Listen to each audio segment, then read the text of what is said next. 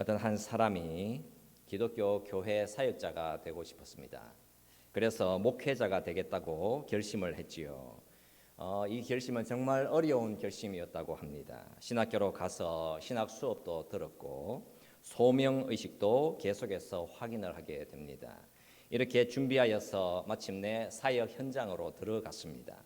사역 현장에서 무언가 의미 있게 사역을 성공적으로 잘 수행을 하는 자신을 발견을 하게 됩니다. 이제 성도님들이 그 사람을 종교적 권위를 가진 사람으로 받아들이기 시작했습니다. 이렇게 기독교 목사가 되었고 그가 어느 성도와 함께 자리에 앉았습니다. 그리고는 물었지요. 어떻게 지내세요? 어려움은 없습니까? 라고 물었습니다. 그 질문을 들은 성도는 그 질문을 이해를 할 때에 상당히 의미를 붙여서 그 질문을 받아들이기 시작하더라는 것입니다. 그 목사가 물었거든요. 어떻게 지내시냐? 삶에 특별한 문제는 없으신가? 그 질문을 받는 성도는 마치 그 질문을 하나님이 자신에게 한 것 같이 받아들이기 시작했습니다. 하나님이 지금 나를 향해서 무슨 말씀을 하시고 계시는 것인가? 문제가 없냐고? 문제가 참으로 많지라고 생각을 하더라는 사실입니다. 그 목회자는 이제 종교적인 권위를 가진 사람이 되어 버린 것이었습니다. 그래서 이제 그 교회 성도들이 그 사람을 상당히 다른 관점으로 받았습니다. 그렇다면 그 목회자의 입장에서는 그는 권위를 가진 사람으로 무언가 성공을 한 것이겠지요. 그 목회자가 신비한 능력이 있든 아니면 평범한 사역자든 아무런 상관없이 사람들의 기대는 분명히 달라져 있는 것입니다. 그렇다면 그렇게 목회자가 된 사람을 가만히 들여다보면 어떻겠습니까? 사역자가 되었더라. 그렇다면 분명히 사역자가 되기 전과 된 후 똑같은 사람은 아닐 것입니다. 무언가 세속의 영역에서 즐겁게 지내다가 이제 거룩의 영역으로 들어온 것만 같아서 아마도 다양한 생각과 감정이 요동을 칠 것입니다. 그렇다면 사역자가 된 그 사람에게는 무슨 일이 기다리고 있겠습니까? 바로 영적인 메마름이라고 하는 고통이 그를 괴롭히게 되어 있는 것입니다. 때로는 성경을 연구하고 싶지 않을 때가 올 것이며 무언가 분명히 안 좋은 습관인데 그것을 그리워할 때가 올 것이며 끊임없이 돌아오는 강대상 앞에서의 설교 시간으로부터 잠시라도 멈추고 도피하고 싶어 할 때가 오겠지요. 새롭게 시작하는 그 사역자에게 그 마음에는 냉정함과 다양한 불평이 오게 되는 것입니다. 그 사역자는 언제나 강대상에서 선포를 할 것입니다. 하나님은 위대하십니다. 하나님은 정말 놀라우신 하나님이십니다. 하나님은 여러분들의 모든 문제들을 다 해결해 주실 것입니다. 이런 선포를 뒤로 하고 이제 그 사역자는 두 가지 상황을 마주하게 되어 있습니다. 한 가지는 하나님, 나는 오늘 당신의 놀라우심을 못 느꼈습니다. 하지만 성도들에게는 당신이 정말 놀랍다고 말해줄 것입니다. 이런 식으로 자신과 씨름하고 기도하면서 자신의 마음과 싸우는 일이 일어날 것입니다. 그러니까 내가 지금 하나님의 위대하심을 못 느끼는데 어떻게 성도들에게 하나님이 위대하시다고 설교할 수 있겠는가? 나도 못하는 것을 성도들에게 이래라 저래라 할 수 있겠는가? 즉 언제나 번민하며 고뇌하는 삶이 일어나는 것입니다. 자신에게 실망을 하지만 그러나 주를 의지하여 용기를 회복하더라는 것입니다. 어쩌면 정말 솔직한 목회자의 모습이겠다 싶습니다. 그러면서 또 다른 일이 그 사역자에게 일어날 수 있겠지요. 어떻게 가겠습니까? 사역자인 자신이 하나님의 놀라우심과 위대하심을 못 보고 있는데 그냥 가서 하나님은 놀랍고 위대하시다라고 선포를 해대는 것입니다. 자신도 못 사는 삶을 가지고 성도들에게 이런 삶을 살아야 합니다라고 요구해대는 것입니다. 자, 여러분, 새롭게 사역자가 된 그 사람에게 두 가지 전혀 다른 모습이 등장을 하는 것입니다. 하나는 이전보다 훨씬 더 정직하고 올바른 그리스도인이 되든가, 아니면 이전보다도 훨씬 더 가식적이고 위선적인 그리스도인이 되든가, 여러분, 둘 중 하나가 기다리는 것입니다. 그렇다면 이 사역자의 모습을 보면서 우리도 정말 흡사한 길을 걸어가면서 분명히 야고보 사도가 말씀하는 대로 시험이라고 하는 것을 통과해 나가야 하는 것이겠지요. 시험을 참는 자는 복이 있나니 이는 시련을 견디어낸 자가 주께서 자기를 사랑하는 자들에게 약속하신 생명의 면류관을 얻을 것이기 때문이라. 즉, 우리는 모두가 다 시험이라고 하는 것을 마주하게 되어 있는 것이며, 그 시험이 분명히 우리를 어떻게 되어야 할 사람으로 새롭게 태어나게 만들 것입니다. 목회의 길에 들어선 그 사역자가 시험의 길, 유혹의 길 앞에 세워져서 바른 길을 걷든지 아니면 너무나도 위험한 길을 걷든지 반드시 둘 중에 하나로 가게 되어 있는 것처럼 우리도 하나님이 주신 이 인생길 앞에서 갈래길 앞에 세워지게 되는 것입니다. 시험을 통해서 본문 4절 말씀처럼 너희로 온전하고 구비하여 조금도 부족함이 없는 사람으로 자라가든가, 아니면 15절에서 말씀하지 않습니까? 욕심이 잉태한 적 죄를 낳고 죄가 장성한 적 사망을 낳느니라. 이런 길로 갈 수도 있는 것입니다. 자, 여러분, 욕심이 죄를 낳더라. 이 말씀이 과연 어떤 말씀이겠습니까? 우리라는 사람에게서는 분명히 무언가를 출산하게 되어 있는 것입니다. 우리가 출산해내는 것이 그것이 죄인지 아니면 회개인 것인지, 우리가 출산해내는 것이 그게 사망인지 아니면 생명인지, 우리는 분명히 무언가 하나를 반드시 출산해내게 되어 있는 것입니다.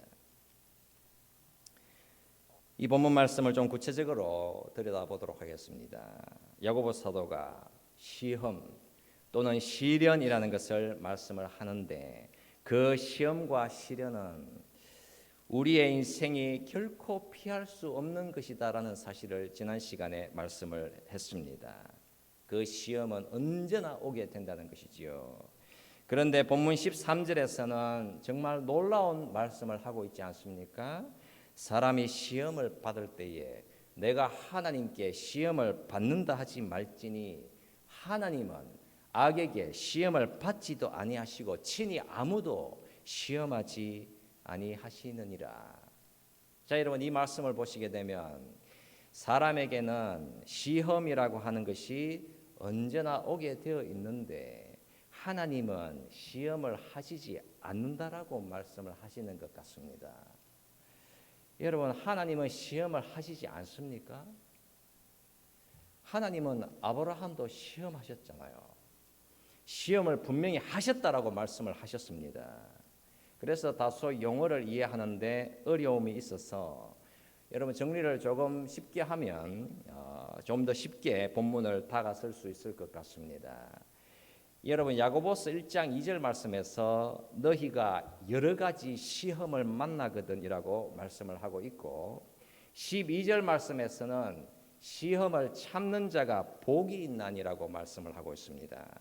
또 13절 말씀에서 보면 어떻습니까? 사람이 시험을 받을 때에 또 하나님께 시험을 받는다 하지 말지니 친히 아무도 시험하지 아니하시느니라. 여러분, 여기에서도 시험이 나오고 있습니다.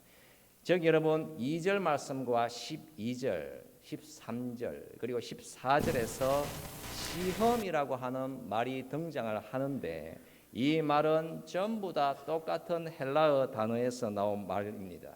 그런데 그 단어는 다양한 뉘앙스를 가지고 있습니다. 그래서 영어 성경에서는 그 단어를 두 가지로 나누어서 번역을 하고 있습니다. 가령 2절 말씀과 12절에서 나오는 시험은 시련이라고 번역을 했고 12절과 13절 말씀에 나오는 시험은 유혹이라고 번역을 했습니다.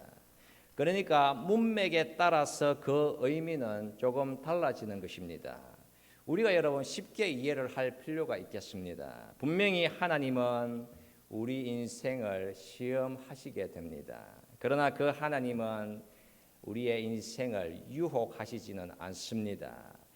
유혹하여서 우리로 죄에 빠지도록 만들도록 덫을 놓아서 그 덫에 빠지도록 만드시는 하나님이 아니다. 그 사실을 야고보 사도가 전하고 있는 것입니다. 이 본문의 말씀은 바로 죄라는 것에 대해서 우리의 내면에서 일어나고 있는 유혹, 죄에 대한 꾀임이라고 하는 것에 대해서 말씀을 하고 있는 것입니다. 시험, 시련, 여러분 이런 것은 분명히 하나님으로부터 반드시 우리에게 임하게 됩니다.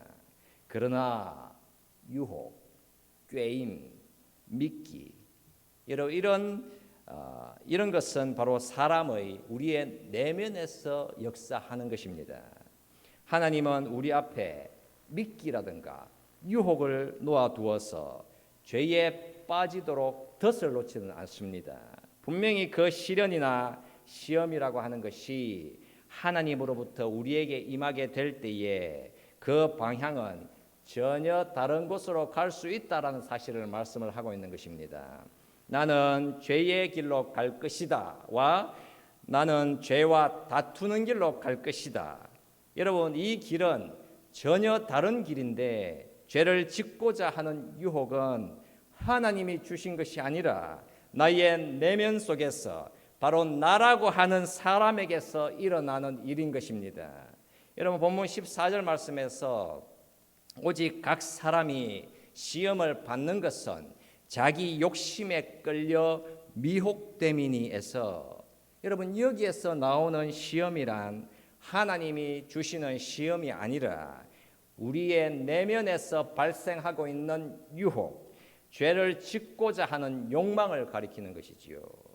하나님은 우리를 다양한 시험 앞에 두시게 되는 것이지요. 그러나 그 시험은 분명히 우리로 하여금 인내의 길로 가게 만들든가 아니면 죄를 짓고자 하는 유혹의 길로 가게 만들든가 분명히 어떤 길로 가게 되어 있는 것입니다. 즉 하나님이 주시는 시련에는 죄의 유혹으로 가려는 인간의 욕망이 반영될 수 있는 것입니다. 예를 하나 본문에서 여러분 발견해 보겠습니다. 여러분 본문 9절 말씀과 10절 말씀에서 보시면 한 예가 나오고 있습니다. 낮은 형제는 자기의 높임을 자랑하고 부한 자는 자기의 낮아짐을 자랑할지니 이는 그가 풀의 꽃과 같이 지나감이라. 여러분 야고보 사도가 어떤 예를 우리에게 주고 있습니까? 낮은 형제 그리고 부한 자가 나오고 있지 않습니까? 여기에서 여러분 낮은이라는 말씀은 가난한이라는 말입니다. 가난한 자와 부한 자가 지금 나오고 있지요. 그러면 이 상황이 어떤 상황인가? 바로 시험이라고 하는 상황인 것이지요. 가난이라는 시험, 또한 부자라는 시험이 나오고 있는 것입니다. 나는 왜 이렇게 가난한가? 내가 이렇게 성공했구나. 여러분 둘 다가 지금 시험 앞에 세워져 있는 것입니다. 그렇다면 가난한 상황이든 아니면 부유한 상황이든 분명히 야고보 사도가 말씀을 하는 바 지혜로운 사람이 되든가 아니면 어리석은 사람이 되든가 그 길로 가게 되어 있는 것입니다. 여러분 12절 말씀대로 생명의 면류관을 받는 길로 가느냐 아니면 어떤 길로 가겠습니까? 15절 말씀대로 죄가 장성한 즉 사망을 낳느니라 사망의 길로 가느냐? 여러분 둘 중에 하나인 것입니다. 가난한 자라든가 부한 자라든가 여러분 이 시험이라고 하는 것을 잘못 다루게 되면 분명히 여러분 죄를 통해서 욕심을 통해서 죄로 가게 되고 죄를 통해서 사망으로 가게 되어 있는 것입니다. 올바른 변화로 갈 것이냐 아니면 위험한 변화로 갈 것이냐 여러분 반드시 둘 중에 하나인 것입니다. 여러분 사람은 어떻습니까? 사람은 언제나 한결같이 똑같이 머물 수 없습니다. 우리가 돈이 많다 그러면 아니면 우리가 돈이 없다. 여러분 이 둘은 둘 다 시험 앞에 세워져 있다라고 하는 상태인 것입니다. 이 상태에서 여러분 더 나은 사람이 되든가 아니면 더 악한 사람이 되든가 결코 여러분 우리는 같은 사람으로 머물 수 없습니다. 앞서 말씀드린 그 목회자가 된 그 사람도 그런 시험 앞에 세워져 있었지 않습니까? 참된 그리스도인이 되든가 아니면 위선적인 그리스도인이 되든가 여러분 둘 중 하나인 것입니다. 내가 잘 살게 되었다. 내가 돈을 벌었다. 내 통장 은행 잔고에 정말 많이 쌓아두었다. 여러분 어떤 상태이지요? 시험의 상태인 것입니다. 그러면 그 시험 앞에 서서 정말 겸손한 사람이 되든가 그래서 더 관대하고 더 나누어 주며 살아가는 사람이 되든가 아니면 어떤 유혹길로 길로 가겠습니까? 더 오만하고 더 교만한 사람, 더 완고하고 훨씬 더 인색한 사람이 되는 것입니다. 여러분 우리의 인생에 제3의 길이라고 하는 것은 없습니다. 내가 성공한 이유는 내가 멋진 데서 태어났으며 내가 좋은 부모를 만났고 내가 잘 배웠고 내가 좋은 학교를 나왔고 내가 똑똑했고 내가 경쟁에서 살아남았고 내가 일을 잘했고 여러분 그렇게 나라고 하는 절대 지존의 자리에서 우리가 내려올 수가 없게 되어 있는 것입니다. 부함이라고 하는 시험 앞에서는 그 인생이 유혹이라고 하는 것을 선택하여서 정말 사람들에게 베풀기 어려운 삶, 관대하기 어려운 선택을 하게 되어 있는 것입니다. 여러분 미국의 한 통계조사를 따르면 1년에 2만 5천 불 이하로 버는 사람들은 자신들의 수입의 대략 4%를 자선을 하는 데 사용을 한다고 합니다. 그런데 10만 불 이상을 버는 사람들은 그들 수입의 1%보다 더 적게 자선을 하는데 사용을 한다고 합니다. 여러분 왜 부자들은 인색하다라는 말을 듣겠습니까? 그 이유는 야고보 사도가 분명히 말씀을 하고 있는 것입니다. 바로 그 부함이라고 하는 시험 앞에서 유혹을 받아서 내가 누리고 살아야 한다라는 욕심과 사치에 지금 빠져 있기 때문인 것입니다. 여러분 사람은 절대로 같을 수 없습니다. 가난하건 부하건 바로 그 상황이 그 사람을 정말 겸손한 사람이 되게 만들든가 아니면 정말 교만하게 만들든가 반드시 그 둘 중에 하나의 선택의 길을 가게 되어 있습니다.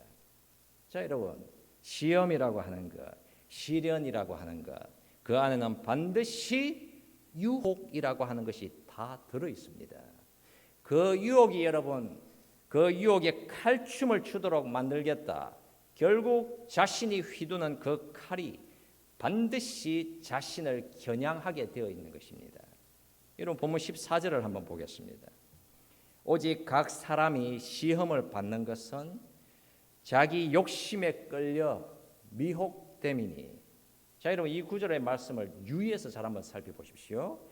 여기에 나오는 시험은 앞서 말씀드린 바 단순한 시련이라기보다는 유혹을 받는다라는 의미인 것입니다. 자 여러분 우리가 유혹이라고 하는 상황을 마주한다. 그 유혹에 빠지게 되면 분명히 죄의 길로 가는 것입니다. 그런데 사람이란 한 가지 원인을 빼면 죄를 짓지 않습니다. 사람이 죄를 짓는데 그 죄를 짓게 만드는 유일한 원인이 있습니다. 그 원인이란 우리가 죄를 짓고 싶어 한다. 내가 죄를 짓기를 원한다.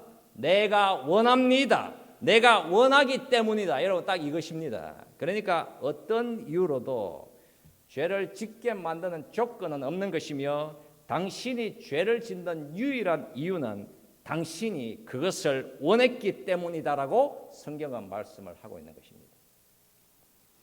우리의 인생이 몸담고 살아가는 이 삶의 현장, 그 모든 현장에서 일어나는 이런저런 다양한 상황들, 이런저런 여러분 다양한 형편들, 이게 다 시험의 현장인 것입니다. 학교 선생님들이 학생들에게 시험 문제를 냈습니다. 그 시험을 치르는 목적은 그 학생들의 머리에 뭐가 들어있는지 알 수 있는 계기가 되겠지요. 어떤 학생이 선생님이 낸 시험 문제를 못 풀었다면 그 원인은 그 학생이 공부를 하지 않았거나 그 문제를 풀 만한 지식이 없기 때문인 것입니다. 분명히 그 시험은 실패 또는 낙제를 가져올 수 있겠지만 그 시험 자체가 낙제의 원인이 되는 것은 아닌 것입니다. 우리가 간혹 여러분 청소년들이 범죄하여서 재판정에 넘겨지는 소식을 듣습니다. 그 청소년이 왜 그런 악행을 저질렀나 그 이유를 한번 캐고 들어가 보니까 그 청소년이 어린 아이였을 때에 학대를 당했으며 폭행을 당했고 이런저런 다양한 원인이 제공되는 것을 볼 수가 있습니다. 그렇다면 여러분 그 청소년이 악행을 저질렀던 원인이 아이였을 때에 학대를 받았기 때문에 그런 악행을 저질렀다라고 할 수 있겠습니까? 그 질문의 대답은 아니오인 것입니다, 여러분. 그 청소년이 어릴 적 당했던 학대는 상황이며 시련이었지만 그 어릴 적 시련이 그가 성장하여 저질렀던 악행의 원인인 것은 아닌 것입니다. 그 청소년이 악행을 저질렀던 원인은 그가 악행을 원했기 때문인 것입니다. 여러분 회사에 회사원이 있습니다. 그가 사람들에게 이런 말을 했습니다. 내 회사 상사가 나보고 거짓말을 해달라고 했어. 그렇지 않으면 나를 해고시키겠다고 했어. 나는 정말 거짓말하고 싶지 않았지만 하지만 거짓말을 할 수밖에는 없었으라고 했습니다. 여러분 어떤 것 같습니까? 이 상황의 진실은 무엇이지요? 그 회사원은 무엇을 가장 원한 것이지요? 그 회사원이 가장 원했던 것은 진실을 말하는 것보다 자신의 직업을 지켜내는 것을 원했던 것입니다. 그러니까 그 회사원은 자신이 가장 원했던 것을 했던 것입니다. 여러분 그게 진실이잖아요. 내가 그 죄를 지었던 이유는 어쩔 수 없었으며 내가 정말 원하지 않았던 거예요. 여러분 이런 말은 전혀 사실이 아닌 것입니다. 절대로 우리를 속이려 하지 마십시오. 그 사람은 자신이 가장 원했던 것을 했던 것입니다. 우리의 인생은 여러분 어떻습니까? 우리가 원하는 것을 항상 행하는 인생 아닙니까? 이 사실을 제대로 인정하거나 보지 않는다면 절대로 우리는 죄로부터 자유케 될 수도 겸손하게 될 수도 없는 것입니다. 우리는 인정하기 싫거든요. 우리의 어리석은 모습을 말입니다. 여러분 우리가 유혹을 받아서 죄를 짓는다. 어쩔 수 없이 지었다가 아니라 우리가 여러분 그 죄를 원했으며 우리가 그 유혹을 받아들이기를 원했기 때문인 것입니다. 그래서 야고보 사도가 본문 15절에서 말씀을 합니다. 욕심이 잉태한 적 죄를 낳고 죄가 장성한 적 사망을 낳느니라. 자 여러분 여기에 나오는 욕심이라고 하는 것은 악한 욕망을 의미하는 것입니다. 이 말씀의 의미는 과도한 욕심, 즉 내 머리의 중심, 나의 이 심장의 강렬함을 의미하는 것입니다. 여기에서 보면 욕심이 잉태한 적 죄를 낳는다라고 했습니다. 여기에서 나오는 욕심이란 무언가 나쁘고 악한 것을 원한다라고 이해를 합니다. 그러나 여러분 이 말의 의미는 우리가 무언가를 분명히 원하는데 어떻게 원하느냐? 나쁘게 원한다. 정말 나쁘게 원한다라는 사실입니다. 달리 표현하자면 내 인생에 하나님보다 더 중요한 것은 바로 내 자존심이다. 그러니까 내 심령의 치명적인 이끌림대로 살아가겠다라는 것입니다, 여러분. 여러분, 미국의 한 목사님이 간음을 저지른 남자들과 여자들을 상대로 대화를 나눈 적이 있습니다. 남자들은 그런 말을 했다고 합니다. 나의 배우자와는 상당히 불행했습니다. 그러나 그 여자는 나를 남자라고 느끼게 해주었습니다라고 했습니다. 여자들은 어떻게 말했느냐? 나는 나의 배우자와는 상당히 불행했습니다. 그러나 그 남자는 나를 진정 여자인 듯 느끼게 해주었습니다라고 했다는 것입니다. 여러분, 이 말이 이해가 됩니까? 자, 이들에게는 도대체 무슨 일이 일어난 것이겠습니까? 흔히 남녀가 간음을 저지를 때에 그 이유는 자신들의 배우자와 불행했다라는 것이 이유가 아니라 진정한 이유는 자신들의 인생이 불완전하고 무언가 불행하다고 느끼게 만들었던 그 공허한 그 마음, 그러니까 그들의 마음은 무언가 새로운 자극과 새로운 채우짐이 필요했기 때문인 것입니다. 그들은 예배가 필요했습니다. 그들은 존경과 존중이 필요했습니다. 자신들과 함께 나아갈 수 있는 사람이 필요했던 것이었습니다. 그 사람들이 줄 것 같은 의미 있는 사랑이 필요했던 것이었겠지요. 여러분, 성경에서 죄를 말씀을 할 때에 그 죄의 정체성은 하나님이 주신 규칙을 깨뜨리는 것이 전부가 아닌 것입니다. 죄는 하나님이 아니라 무언가 다른 것이 그 인생의 사랑이 되고 그 인생의 연인이 되기 시작할 때에 이미 죄는 시작된 것이지요. 무언가 의미심장할 만한 것이 내 인생에, 우리의 인생에 사랑의 중심이 되기 시작할 때에 바로 그게 죄인 것입니다. 우리의 인생에 이런저런 경력들, 이런저런 좋은 것들, 이런저런 정말 아름다운 것들, 이런저런 훌륭한 것들, 여러분, 그것 자체로는 죄가 아닌 것입니다. 그러나 그것이 치명적인 유혹이 될 때에는 이미 죄는 그 마음에서 시작된 것입니다.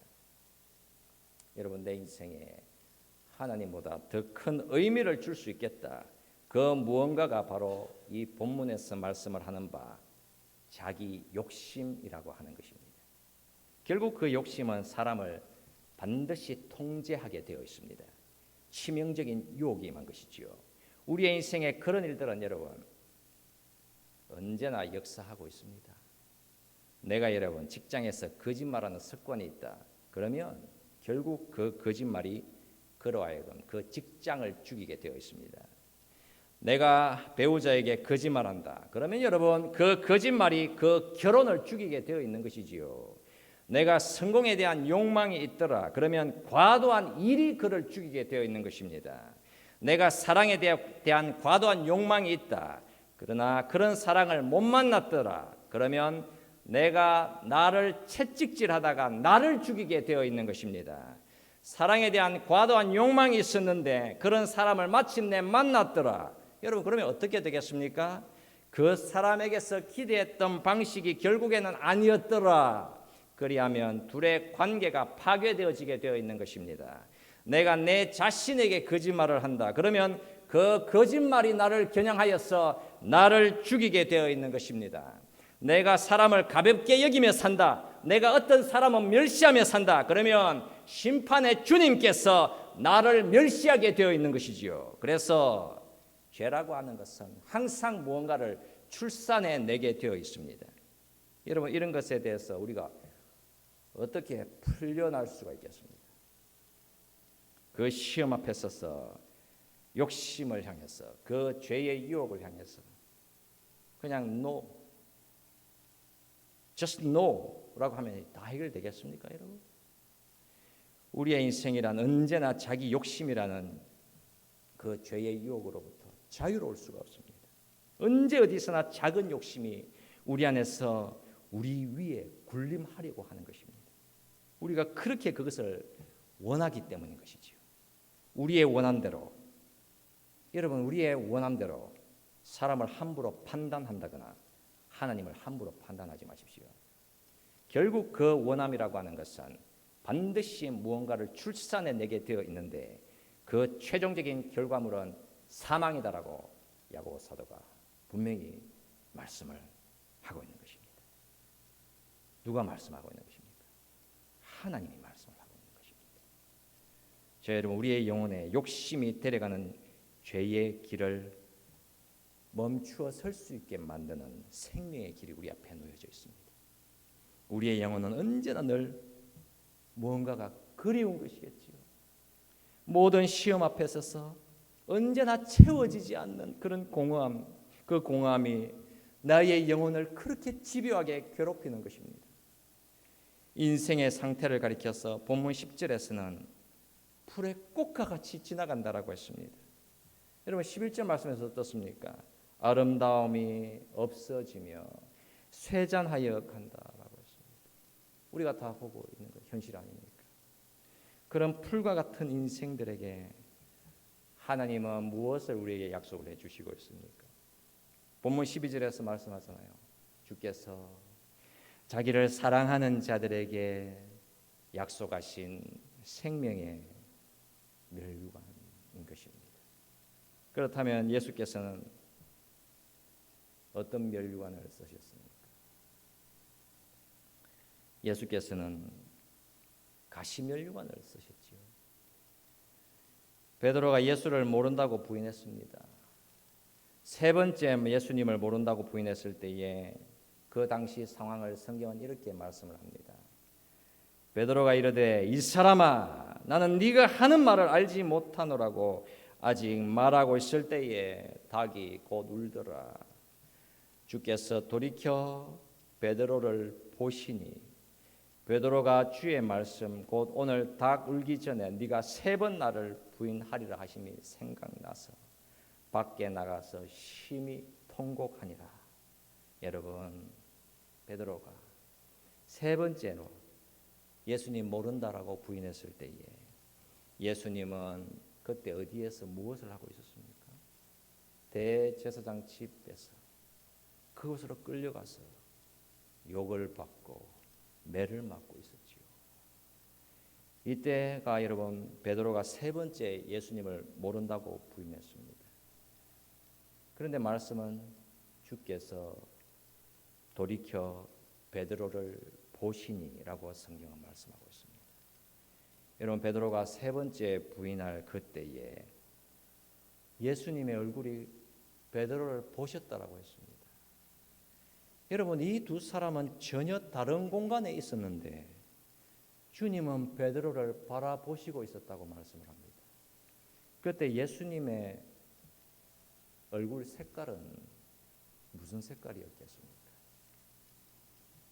매를 맞았고 침뱉음을 당했으니까 그 얼굴색은 붉은색이었겠죠. 피를 흘려서 그 얼굴에는 핏자국과 멍자국으로 채워진 바로 그 얼굴이었을 것입니다. 베드로가 통곡하며 울었습니다. 그가 알게 되었기 때문입니다. 자신은 예수님 모른다고 부인했지만 예수님은 자신을 위해서 십자가로 가시는구나라는 사실을 알았습니다. 주님의 그 얼굴이 베드로의 심령을 찔렀던 것입니다. 자, 여러분들은 얼마나 찔림을 받고 사십니까? 여러분들이 죄를 지을 때에 그리고 여러분들이 분명히 누군가를 멸시하고 미워할 때에 예수님은 우리들을 보고 계시는 것입니다. 여러분 그 얼굴을 기억을 하십시오. 피로 물든 붉은 얼굴이었습니다. 여러분 우리의 영혼이 욕심에서 벗어날 수 있는 길, 여러분 죄와 사망에서 벗어날 수 있는 길은 우리의 욕심보다도 훨씬 더 아름다운 것이 무엇인지를 보는 것입니다. 아, 정말 아름답구나. 너무너무 아름답구나. 주님과 사랑에 빠져야 하는 것입니다. 그분을 전심으로 예배하는 길입니다. 생명의 멸류관을 기꺼이 주시겠다고 주님은 벗겨지셨으며 찢겨지셨으며 맞으셨으며 잊혀지셨으며 버림을 받았습니다. 성공에서 버림받았으며 건강에서도 버림받았으며 가족들에게서도 버림받았으며 마침내 하나님에게서도 버림을 받았습니다. 여러분, 왜 하필 십자가의 길이었겠습니까? 바로 우리의 영혼의 궁극적인 채워짐, 그 아름다움을 주시기 위함이었기 때문입니다. 죄와 영원한 사망에서 저와 여러분들을 벗어나게 해주시기 위함이었기 때문입니다. 여러분, 모든 상황, 모든 시험, 모든 시련, 모든 유혹 속에서 주님의 아름다우신 바로 그 얼굴, 우리를 위해 주님의 시뻘겋게 피로 물든 그 얼굴을 기억을 꼭 하십시오.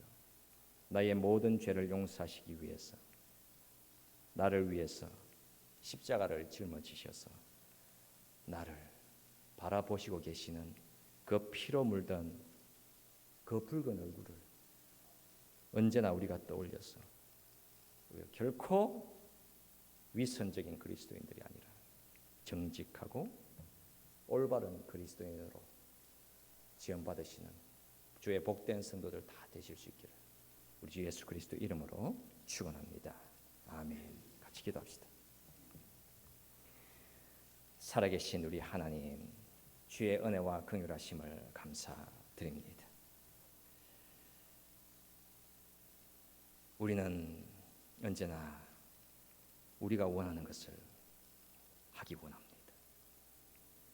그 원함이 하나님의 마음을 그렇게 아프게 하는 것임을 보게 하여 주옵소서. 우리 주님을 내 인생의 가장 큰 아름다우심으로 모시고 주님의 그 얼굴빛 때문에 죄의 유혹의 자리에 결코 오래 머물지 않도록 하여 주옵소서. 그 죄에서 벗어나 하나님을 우리의 인생의 가장 큰 기쁨으로 알고 참된 만족 가운데서 그 시험과 시련 가운데서도 주를 기뻐하며 믿음의 길 걸어가게 하여 주시옵소서. 하나님, 주의 인자하심을 우리에게 더하여 주시옵소서. 주의 연약한 백성들입니다. 하나님, 우리의 연약함을 돌보시는 우리 살아계신 하나님께서 우리 사랑하는 성도들을 긍휼히 여겨 주시고 주의 인자하심을 더하여 주셔서 하나님 마음의 심령의 큰 평강과 만족과 치유하심과 회복의 자리로 인도하여 주시옵소서. 하나님 만지소서. 계속해서 은혜를 부어 주셔서 하나님 그 은혜 부여잡고 믿음으로 걸어가게 하여 주시옵소서. 하나님 성도들의 삶을 돌보아 주시옵소서. 어렵고 공고할 때에 더욱더 주를 의지하며 하나님 결코 좌절하거나 낙심하지 않게 하여 주시고 우리 하나님 채우시는 우리 하나님 인도하시는 그 긍휼하심의 은혜를 풍성하게 누리게 하여 주시옵소서. 예수 그리스도의 생명의 보혈을 언제 어디서나 선포하며 그 보혈의 능력을 붙들고 걸어가게 하여 주시옵소서. 우리의 경배를 기쁘시게 받으시는 우리 하나님의 크신 은혜를 찬송드리며 우리 주 예수 그리스도의 이름으로 축복하오며 기도드립니다. 아멘.